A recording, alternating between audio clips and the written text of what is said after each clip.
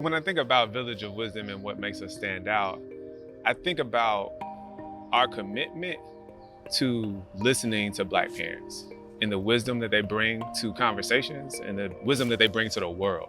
Rise was really born out of the vision, the dreams, and the insistence of Black and Brown and Indigenous young people in this community.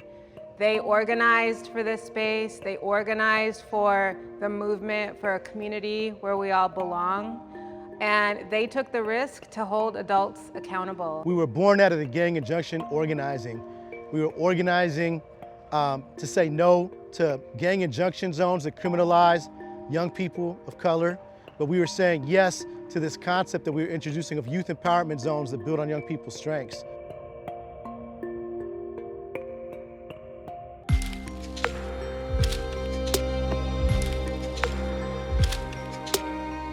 We're in this system that was built on white supremacy. We're on this system that was built on capitalism. We're in this system that was built literally on maximizing profit off of Black lives. The oppression of Black people has been commodified and monetized in this country, and that means that our education system is not exactly designed to protect the Black genius of children. And so when I think about this system, I also think about a system that prioritizes the intellectual contributions of white folks at the expense of everybody else. We've realized that our work is about addressing all Black learners' experiences, and in particular, Black parent learners. Black parents also want to see change in their children's classroom. In our society, because we don't value Black parents, we also don't provide them a lot of resources to give them space to think about the intricacies and the difficulties of raising Black children in a country that's consistently trying to kill them, whether that's a physical death or a spiritual or a soul death, right?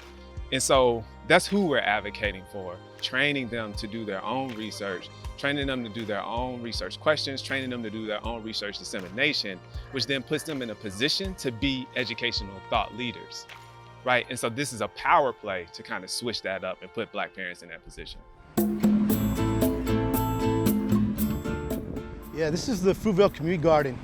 This is really inextricably connected to the creation story of Courage, Community United for Restorative Youth Justice. This particular space was really an area of blight where illegal dumping was taking place. There was old mattresses, old refrigerators, weeds as tall as me.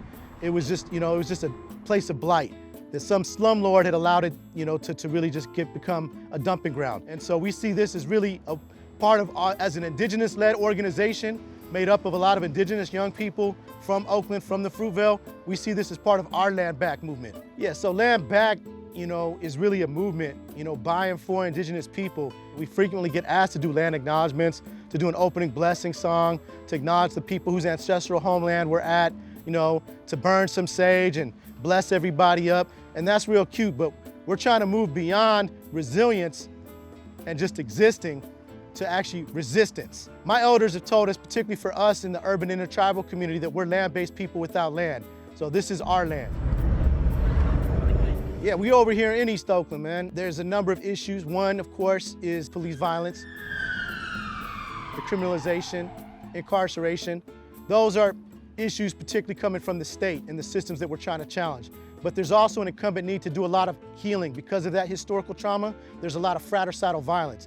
And particularly since 2020, it's been hot on the block out here. So we see a lot of folks, we out here killing each other, projecting our pain and our trauma onto each other, man. Come up on stage, y'all, please.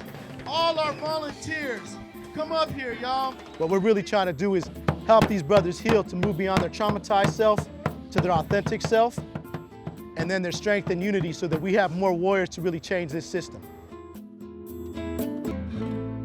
So the systems that are responsible for our young people work really well together to dehumanize our young people. They do what they were set up to do, and I think that's really important because that's what young people tell us.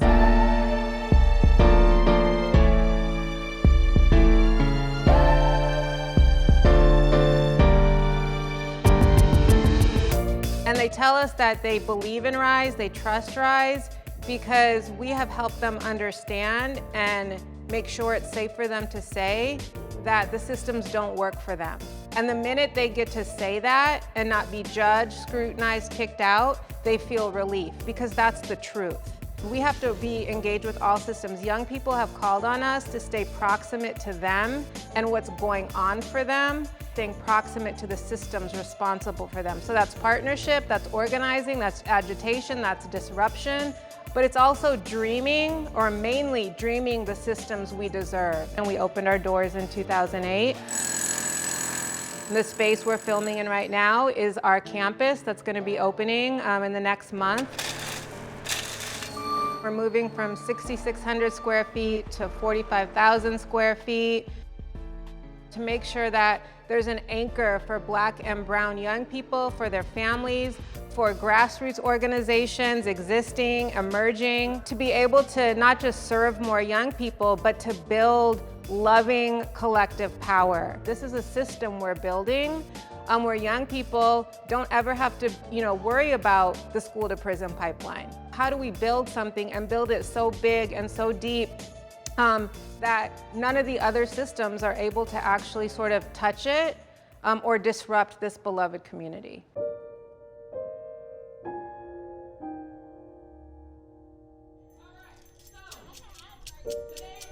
When I think about what does it look like to disrupt dehumanization on the ground, I want to take people to the research process of the Black parent researchers. You got 3 Black mamas in a Zoom room with 5 or 6 teachers, asking those teachers what are their dreams for their Black children. Typically, when Black parents are in the same room as educators, educators are trying to basically ram a whole bunch of information down their throat about what they need to do, what's wrong with their kid or what's right with their kid, and all of this data that they have. But in this particular situation, the Black parents were coming with the data. They were coming with the questions, and so it shifted the power dynamic. I will be the best me today. I will be the best me today. Our sort of primary areas of impact are young people feeling loved, and systems are transformed. So for us, we literally ask young people, do you feel loved at RISE? Do you feel that RISE staff love each other? What is this work but the work of love? Again, building beloved community to build beloved power. The current sort of dominant systems of impact and outcomes are really about, meeting middle-class white subjectivities. But they are not killed or criminalized or stigmatized or pathologized like we are. So we are not going to contort to systems of supremacy that have never given a shit about our humanity and won't. When you think about the mantra of this initiative, a forward promise, that reflects our values. It's the first probably funding stream ever that I think accurately reflects in a very simplistic way exactly what we do. So many times we've had to explain to others who didn't quite get it what we're about and what we do, but Heal, Grow, and Thrive, that's what we're doing in our communities.